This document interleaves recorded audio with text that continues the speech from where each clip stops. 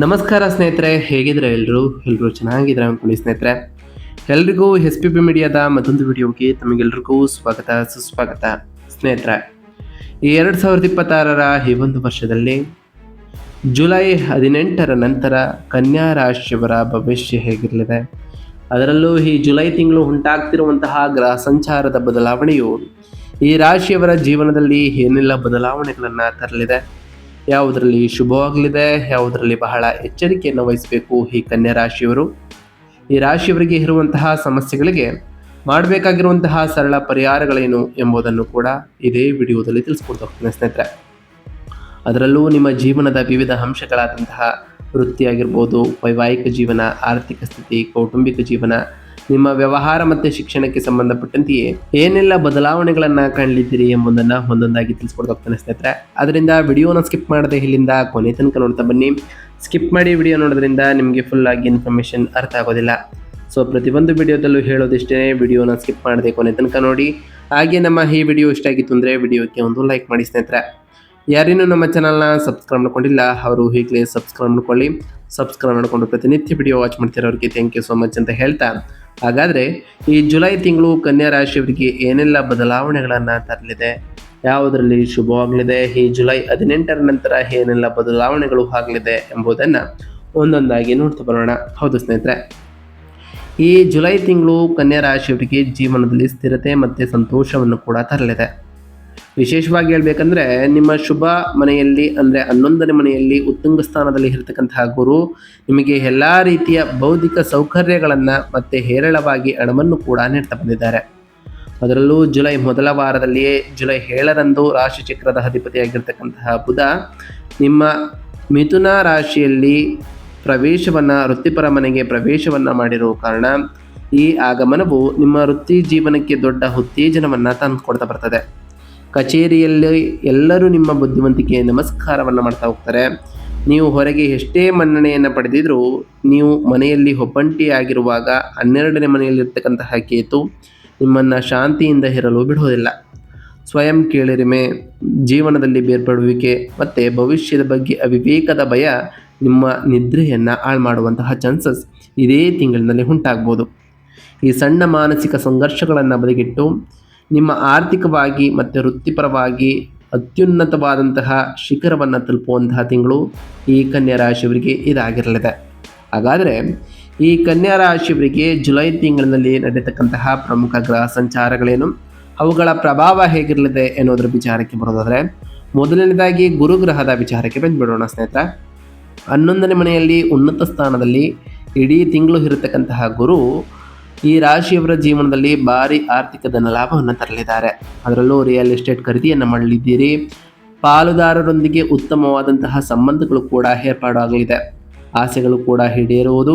ಹಾಗೆ ಇನ್ನು ಬುಧ ಗ್ರಹದ ವಿಚಾರಕ್ಕೆ ಬರೋದಾದರೆ 11 ಮತ್ತು 10ನೇ ಮನೆಯಲ್ಲಿ ಬುಧನು ಈ ತಿಂಗಳು ಸಂಚಾರವನ್ನು ಮಾಡಲಿದ್ದು, ಜುಲೈ 7ರಂದೆಯೇ ನಿಮ್ಮ 10ನೇ ಮನೆಗೆ ಪ್ರವೇಶವನ್ನು ಮಾಡಿರ್ತಕ್ಕಂತಹ ಬುಧನು ವ್ಯವಹಾರ ಬೆಳವಣಿಗೆಯಲ್ಲಿ ನಿಮ್ಮ ವೃತ್ತಿ ಜೀವನದ ಸಂವಹನ ಕೌಶಲ್ಯದ ವಿಚಾರದಲ್ಲಿ ಸಾಕಷ್ಟು ಬದಲಾವಣೆಗಳನ್ನು ತರಲಿದ್ದು, ಬಡ್ತಿಯೂ ಕೂಡ ಈ ರಾಶಿಯವರಿಗೆ ಹೆಚ್ಚಾಗ್ತಾ ಹೋಗ್ತದೆ ಅಂತಲೇ ಹೇಳ್ಬೋದು.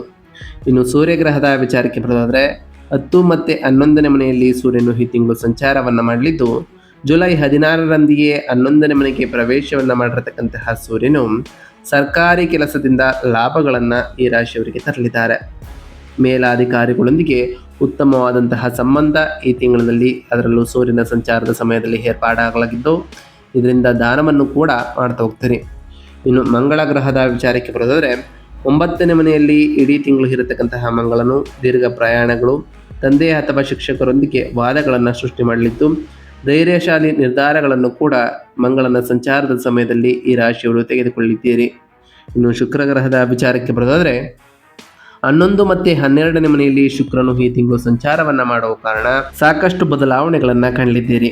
12ನೇ ಮನೆಯಲ್ಲಿ ಸಿಂಹರಾಶಿಯವರಿಗೆ ಪ್ರವೇಶವನ್ನು ಮಾಡಿರ್ತಕ್ಕಂತಹ ಶುಕ್ರನು ಐಷಾರಾಮಿ ಖರ್ಚುಗಳನ್ನು ಈ ರಾಶಿಯವರ ಜೀವನದಲ್ಲಿ ತರಲಿದ್ದಾರೆ. ನಿದ್ರಾಹೀನತೆ ಈ ಟೈಮ್ನಲ್ಲಿ ಹೆಚ್ಚಾಗ್ಬೋದು. ಅದರಲ್ಲೂ ಈ ಕನ್ಯಾ ರಾಶಿಯವರು ವಿದೇಶ ಪ್ರಯಾಣ ಮಾಡುವಂತಹ ಅವಕಾಶಗಳು ಕೂಡ ಸಿಗಲಿದೆ. ಇನ್ನು ಶನಿ ಗ್ರಹದ ವಿಚಾರಕ್ಕೆ ಬರೋದಾದರೆ 7ನೇ ಮನೆಯಲ್ಲಿ ಮೀನ ರಾಶಿಯಲ್ಲಿ ಇಡೀ ತಿಂಗಳು ಇರತಕ್ಕಂತಹ ಶನಿಯು ಪಾಲುದಾರಿಕೆ ವ್ಯವಹಾರಗಳಲ್ಲಿ ನಿಧಾನಗತಿ ಮತ್ತು ಸಂಗಾತಿಯೊಂದಿಗೆ ಹೊಂದಿಕೊಳ್ಳುವಂತಹ ಅಗತ್ಯವನ್ನು ಸೂಚಿಸಲಿದ್ದಾರೆ. ಇನ್ನು ಕೇತು ಗ್ರಹದ ವಿಚಾರಕ್ಕೆ ಬರೋದಾದರೆ 12ನೇ ಮನೆಯಲ್ಲಿ ಸಿಂಹ ರಾಶಿಯಲ್ಲಿ ಇಡೀ ತಿಂಗಳು ಇರತಕ್ಕಂತಹ ಕೇತು ಸ್ವಯಂ ಕೇಳಿರಿಮೆ, ನಿರ್ಲಿಪ್ತತೆ, ನಿದ್ರಾಹೀನತೆ, ಆಧ್ಯಾತ್ಮಿಕ ಪ್ರಯಾಣಗಳು, ಅವಿವೇಕದ ಭಯವನ್ನು ಕೂಡ ಕೇತುವಿನ ಸಂಚಾರದ ಸಮಯದಲ್ಲಿ ಕಾಣಲಿದ್ದೀರಿ.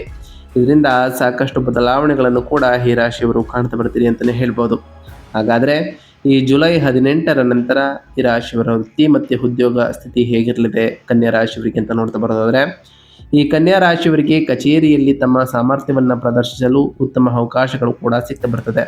ಅದರಲ್ಲೂ ಜುಲೈ 16ರಂದು ಸೂರ್ಯ ಮತ್ತು ಜುಲೈ 7ರಂದು ಬುಧ ಗ್ರಹಗಳು 10ನೇ ಮನೆಯಲ್ಲಿ ಸಾಗುವ ಕಾರಣ ನಿಮ್ಮೊಳಗೆ ಹೊಸ ಉತ್ಸಾಹವೂ ಕೂಡ ಬಂದಿದೆ. ಈ ಜುಲೈ 18ರ ನಂತರ ವಿಶೇಷವಾಗಿ IT, ಮಾಧ್ಯಮ, ಮಾರಾಟ ಅಥವಾ ಬ್ಯಾಂಕಿಂಗ್ ಕ್ಷೇತ್ರಗಳಲ್ಲಿ ಕೆಲಸ ಮಾಡ್ತಿರೋರಿಗೆ ಅವರ ಅತ್ಯುತ್ತಮವಾದ ಪ್ರಸ್ತುತಿ ಕೌಶಲ್ಯವು ನಿಮಗೆ ಹೊಸ ಯೋಜನೆಗಳನ್ನು ಪಡೆಯಲು ಸಹಾಯವನ್ನು ಮಾಡಲಿದೆ. ಸೂರ್ಯನು 10ನೇ ಮನೆಯಲ್ಲಿ ದಿಗ್ಬಲವನ್ನು ಇರೋ ಕಾರಣ ನಿಮಗೆ ಸರ್ಕಾರಿ ಅಧಿಕಾರಿಗಳಿಂದ ಸಂಪೂರ್ಣವಾದಂತಹ ಬೆಂಬಲವು ಕೂಡ ಸಿಗುತ್ತದೆ ಅಂತಲೇ ಹೇಳ್ಬೋದು. ಜುಲೈ 16ರ ನಂತರ ಸೂರ್ಯನು 11ನೇ ಮನೆಗೆ ಸ್ಥಳಾಂತರಗೊಂಡು ಪರಮ ಗುರುವನ್ನು ಭೇಟಿಯಾಗಲಿದ್ದು, ಇದು ಖಂಡಿತವಾಗಿಯೂ ನಿಮ್ಮನ್ನು ಬಡ್ತಿಯೊಂದಿಗೆ ಹೆಚ್ಚಳವನ್ನು ಕೂಡ ತರಲಿದೆ. ನೀವು ಮಾಡುವಂತಹ ಪ್ರತಿಯೊಂದು ಕೆಲಸಕ್ಕೂ ನೀವು ಸರಿಯಾದಂತಹ ಮನ್ನಣೆಯನ್ನು ಕೂಡ ಪಡಿತು ಹೋಗ್ತೀರಿ ಅಂತಲೇ ಹೇಳ್ಬೋದು. ಇನ್ನು ವ್ಯಾಪಾರ ಮತ್ತು ಸ್ವಯಂ ಉದ್ಯೋಗದ ವಿಚಾರಕ್ಕೆ ಬರೋದಾದರೆ, ಈ ರಾಶಿಯ ಉದ್ಯಮಿಗಳಿಗೆ 11ನೇ ಮನೆಯಲ್ಲಿ ಪರಮ ಗುರುವಿನ ಉಪಸ್ಥಿತಿಯು ಒಂದು ವರದಾನ ಅಂತಲೇ ಹೇಳ್ಬೋದು. ಹೊಸ ಶಾಖೆಗಳನ್ನು ತೆರೆಯಲಿರ್ಬೋದು. ನೀವು ಬಹಳ ದಿನಗಳಿಂದ ಯೋಜಿಸ್ತಿದ್ರೆ ನಿಮ್ಮ ವ್ಯವಹಾರವನ್ನು ವಿಸ್ತರಿಸುವುದು ಈ ತಿಂಗಳು ಯಶಸ್ವಿಯಾಗಿ ಪೂರ್ಣಗೊಳ್ತಾ ಹೋಗ್ತದೆ. ಗ್ರಾಹಕರ ಸಂಖ್ಯೆಯೂ ಕೂಡ ಅಗಾಧವಾಗಿ ಹೆಚ್ಚಾಗಲಿದೆ.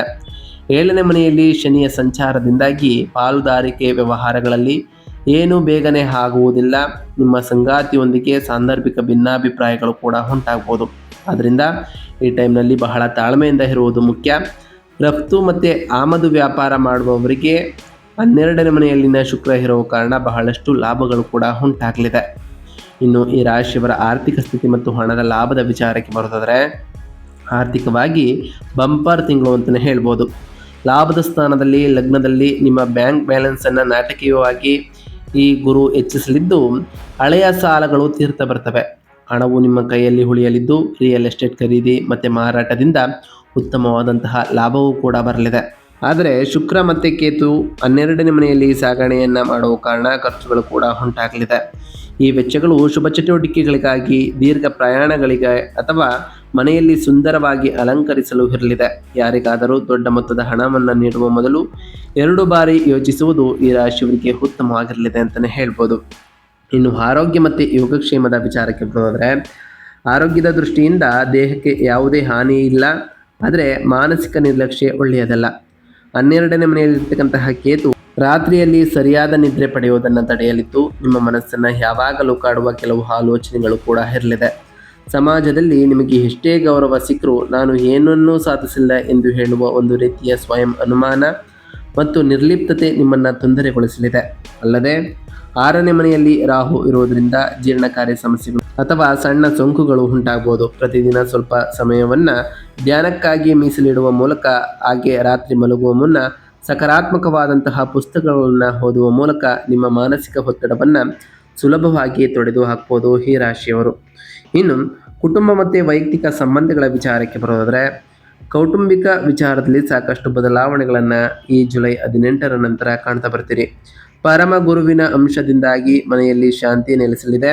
ಮನೆಯಲ್ಲಿ ಶುಭ ಘಟನೆಗಳು ನಡೆಯುವಂತಹ ಸಾಧ್ಯತೆಗಳು ಕೂಡ ಇರಲಿದ್ದು, ಮಕ್ಕಳ ಪ್ರಗತಿಯು ನಿಮ್ಮನ್ನು ಸಂತೋಷವನ್ನು ಪಡಿಸಲಿದೆ. ಆದರೆ 7ನೇ ಮನೆಯಲ್ಲಿ ಶನಿಯ ಸಂಚಾರ ಇರುವ ಕಾರಣ ನಿಮ್ಮ ಸಂಗಾತಿಯೊಂದಿಗೆ ಸಣ್ಣ ವಿಷಯಗಳಿಗೂ ಕೂಡ ಕೋಪ ಮತ್ತು ವಿವಾದಗಳು ಉಂಟಾಗಲಿದ್ದು, ನಿಮ್ಮ ಸಂಗಾತಿಗೆ ಹೆಚ್ಚಿನ ಸಮಯವನ್ನು ಮೀಸಲಿಡುವ ಮೂಲಕ ನೀವು ಈ ಅಂತರವನ್ನು ತುಂಬಬಹುದಾಗಿದೆ. ಮಂಗಳ ಗ್ರಹವು 9ನೇ ಮನೆಯಲ್ಲಿ ಇರೋದರಿಂದ ನಿಮ್ಮ ತಂದೆ ಅಥವಾ ಕುಟುಂಬ ಹಿರಿಯರೊಂದಿಗೆ ವಾದಗಳಲ್ಲಿ ತೊಡಗಲಿಕ್ಕೆ ಹೋಗಬೇಡಿ. ಹಾಗೆ ಅವರ ಆರೋಗ್ಯವನ್ನು ನೋಡಿಕೊಳ್ಳುವುದು ಕೂಡ ಬಹಳ ಮುಖ್ಯವಾಗಿರಲಿದೆ. ಇನ್ನು ಶಿಕ್ಷಣ ಮತ್ತು ವಿದ್ಯಾರ್ಥಿಗಳ ವಿಚಾರಕ್ಕೆ ಬರೋದಾದರೆ, ವಿದ್ಯಾರ್ಥಿಗಳಿಗೆ ಇದು ತುಂಬ ಅನುಕೂಲಕರವಾದಂತಹ ಸಮಯ ಅಂತಲೇ ಹೇಳ್ಬೋದು. ಅದರಲ್ಲೂ ವಿಶೇಷವಾಗಿ ಜುಲೈ 7ರಂತೆಯೇ ಬುಧ ಗ್ರಹವು ಆಲ್ರೆಡಿ ಅನುಕೂಲಕರವಾದಂತಹ ಸ್ಥಾನಕ್ಕೆ ಬಂದಿರುವ ಕಾರಣ ನಿಮ್ಮ ಬುದ್ಧಿಶಕ್ತಿ ಇನ್ನಷ್ಟು ಹೊರಳಲಿದೆ. ಈ ಜುಲೈ 18ರ ನಂತರ ನಿಮ್ಮ ತರಗತಿಯಲ್ಲಿ ಎಲ್ಲರಿಗಿಂತ ನೀವು ಮುಂದುವರಿತು ಹೋಗ್ತೀರಿ. ಸ್ಪರ್ಧಾತ್ಮಕ ಪರೀಕ್ಷೆಗಳಿಗೆ ತಯಾರಿಯನ್ನ ನಡೆಸುವಂತಹ ವಿದ್ಯಾರ್ಥಿಗಳಿಗೆ ಯಶಸ್ಸಿನ ಉತ್ತಮವಾದಂತಹ ಅವಕಾಶಗಳು ಕೂಡ ಬರಲಿದೆ. ವಿದೇಶದಲ್ಲಿ ಅಧ್ಯಯನ ಮಾಡುವ ನಿಮ್ಮ ಕನಸು ಈಡೇರುವಂತಹ ಸಾಧ್ಯತೆಯು ಕೂಡ ಇದೇ ತಿಂಗಳಿನಲ್ಲಿ ಇರಲಿದ್ದು ವೀಸಾ ಕೆಲಸ ಸುಲಭವಾಗಿ ನಡೆಯಲಿದೆ ಅಂತಲೇ ಹೇಳ್ಬೋದು. ಇದರಿಂದ ಸಾಕಷ್ಟು ಬದಲಾವಣೆಗಳನ್ನು ಈ ರಾಶಿಯವರು ಕಾಣಬಹುದಾಗಿದೆ. ಹಾಗಾದರೆ ಈ ಜುಲೈ 18ರ ನಂತರ ಈ ರಾಶಿಯವರು ಮಾಡಬೇಕಾಗಿರುವಂತಹ ಸರಳ ಪರಿಹಾರಗಳ ವಿಚಾರಕ್ಕೆ ಬರೋದಾದರೆ, ಈ ತಿಂಗಳಿನಲ್ಲಿ ಕೇತು ಗ್ರಹದಿಂದ ಉಂಟಾಗುವ ಮಾನಸಿಕ ಒತ್ತಡ ಮತ್ತು ನಿದ್ರಾಹೀನತೆಯನ್ನು ಕಡಿಮೆ ಮಾಡಲು ಹಾಗೆ ಗುರುವಿನ ಪ್ರಯೋಜನವನ್ನು ಪಡೆಯಲು ನಾವು ತಿಳಿಸ್ಕೊಡುವಂತಹ ಸರಳ ಪರಿಹಾರವನ್ನು ಮಾಡ್ತಾ ಬನ್ನಿ. ಮೊದಲನೇದಾಗಿ ದುಸ್ವಪ್ನಗಳು, ನಿದ್ರಾಹೀನತೆ ಮತ್ತು ಕಡಿಮೆ ಸ್ವಾಭಿಮಾನವನ್ನು ತೊಡೆದು ಹಾಕಲು ಪ್ರತಿದಿನ ಗಣಪತಿ ಅಥರ್ವ ಶೀರ್ಷವನ್ನು ಪಠಿಸ್ತಾ ಬನ್ನಿ. ಹಾಗೆ ಬೀದಿ ನಾಯಿಗಳಿಗೆ ಅಥವಾ ಪ್ರಾಣಿಗಳಿಗೆ ಆಹಾರವನ್ನು ನೀಡ್ತಾ ಬನ್ನಿ. ಇದು ಕೇತು ಶಾಂತಿಗೆ ಬಹಳ ಉತ್ತಮವಾದಂತಹ ಪರಿಹಾರವಾಗಿರಲಿದೆ. ನಿಮ್ಮ ಸಂಗಾತಿಯೊಂದಿಗೆ ಉತ್ತಮ ಸಂಬಂಧವನ್ನು ಕಾಪಾಡಿಕೊಳ್ಳಲು ಶನಿವಾರ ಶಿವನ ದೇವಾಲಯ ಅಥವಾ ಆಂಜನೇಯ ಸ್ವಾಮಿ ದೇವಾಲಯದಲ್ಲಿ ಎಳ್ಳೆಣ್ಣೆಯಿಂದ ದೀಪಾರಾಧನೆಯನ್ನು ಮಾಡಿ. ಇದು ಶನಿದೋಷಕ್ಕೆ ಪರಿಹಾರವಾಗಲಿದ್ದು, ಹಾಗೆ ಪ್ರತಿ ಶನಿವಾರದಂದು ಓಂ ಶಂ ಶನೈಶ್ವರಾಯ ನಮಃ ಎಂಬ ಮಂತ್ರವನ್ನು ಜಪಿಸಿ, ಸಾಧ್ಯವಾದರೆ ಶನಿದೇವರ ದೇವಾಲಯಕ್ಕೆ ತೆರಳಿ ಶನಿದೇವರಿಗೆ ಪ್ರಿಯವಾಗಿರುವಂತಹ ಕಪ್ಪು ಎಳ್ಳಿನ ಬತ್ತಿಯನ್ನು ಹಚ್ಚುತ್ತಾ ಬನ್ನಿ. ಇದರಿಂದಲೂ ಕೂಡ ಸಾಕಷ್ಟು ಬದಲಾವಣೆಗಳನ್ನು ಕಾಣಬಹುದಾಗಿದೆ. ನಿರಂತರವಾದಂತಹ ಆರ್ಥಿಕ ಧನ ಲಾಭಕ್ಕಾಗಿ ಗುರುವಾರ ಕಡಲೆಕಾಯಿಯನ್ನು ದಾನವನ್ನು ಮಾಡಿ ಅಥವಾ ದಕ್ಷಿಣಮೂರ್ತಿ ಸ್ತೋತ್ರವನ್ನು ಪಠಿಸ್ತಾ ಬನ್ನಿ. ಇದು ಕೂಡ ಸಾಕಷ್ಟು ಬದಲಾವಣೆಗಳನ್ನು ತರಲಿದೆ. ಪ್ರತಿ ಗುರುವಾರದಂದು ಓಂ ಗುರುಭ್ಯೋ ನಮಃ ಎಂಬ ಮಂತ್ರವನ್ನು ಜಪಿಸಿ. ಹಾಗೆ ಪ್ರತಿ ಶುಕ್ರವಾರದಂದು ತಾಯಿ ಜಗನ್ಮಾತೆಯಾದಂತಹ ಲಕ್ಷ್ಮೀದೇವಿಗೆ ಪೂಜೆಯನ್ನು ಸಲ್ಲಿಸಿ. ಲಕ್ಷ್ಮೀದೇವಿಗೆ ಪ್ರಿಯವಾಗಿರುವಂತಹ ಬಿಳಿ ಹೂಗಳನ್ನು ಇಟ್ಟು ಪೂಜೆಯನ್ನು ಸಲ್ಲಿಸೋದ್ರಿಂದ ನಿಮ್ಮ ಮನೆಯಲ್ಲಿ ಸುಖ ಸಮೃದ್ಧಿಯ ಜೊತೆಗೆ ಸಂಪತ್ತು ಕೂಡ ಹೆಚ್ಚಾಗಲಿದೆ. ಇದಾಗಿತ್ತು ಇವತ್ತಿನ ಒಂದು ವಿಡಿಯೋ ಸ್ನೇಹಿತರೆ. ವಿಡಿಯೋ ಇಷ್ಟ ಆಗಿತ್ತು ಅಂದರೆ ವಿಡಿಯೋಗೆ ಒಂದು ಲೈಕ್ ಮಾಡಿ. ಯಾರೇನು ನಮ್ಮ ಚಾನಲ್ನ ಸಬ್ಸ್ಕ್ರೈಬ್ ಮಾಡ್ಕೊಂಡಿಲ್ಲ ಅವರು ಈಗಲೇ ಸಬ್ಸ್ಕ್ರೈಬ್ ಮಾಡ್ಕೊಳ್ಳಿ. ಸಬ್ಸ್ಕ್ರೈಬ್ ಮಾಡಿಕೊಂಡು ಪ್ರತಿನಿತ್ಯ ವಿಡಿಯೋ ವಾಚ್ ಮಾಡ್ತಿರೋರಿಗೆ ಥ್ಯಾಂಕ್ ಯು ಸೊ ಮಚ್ ಅಂತ ಹೇಳ್ತಾ, ಹಾಗೆ ಕಮೆಂಟ್ನಲ್ಲಿ ಓಂ ಶನೈಶ್ವರಾಯ ನಮಃ, ಓಂ ಗುರುಭ್ಯೋ ನಮಃ, ಓಂ ಲಕ್ಷ್ಮೀನಾರಾಯಣಾಯ ನಮಃ, ಓಂ ಅಂಗರಾಯಕಾಯ ನಮಃ ಎಂದು ಕಮೆಂಟ್ ಮಾಡಿ ಸ್ನೇಹಿತರೆ. ಆ ಶನಿದೇವರು, ಮಂಗಳದೇವ, ಗುರುದೇವ, ಲಕ್ಷ್ಮೀನಾರಾಯಣ, ಸೂರ್ಯದೇವ ನಿಮಗೆ ಆಯುಷ್ಯ ಆರೋಗ್ಯ ಸಮೃದ್ಧಿಗಳನ್ನು ಕೊಟ್ಟು ಕಾಪಾಡಲಿ ಅಂತ ಆ ದೇವರಲ್ಲಿ ಕೇಳ್ಕೊಳ್ತಾ ಇವತ್ತಿನ ಒಂದು ವಿಡಿಯೋನ ಮುಗಿಸ್ತಿದ್ದೀನಿ ಸ್ನೇಹಿತರೆ. ಸಿಗ್ತೀನಿ ಮತ್ತೊಂದು ವಿಡಿಯೋದೊಂದಿಗೆ. Thank you for watching.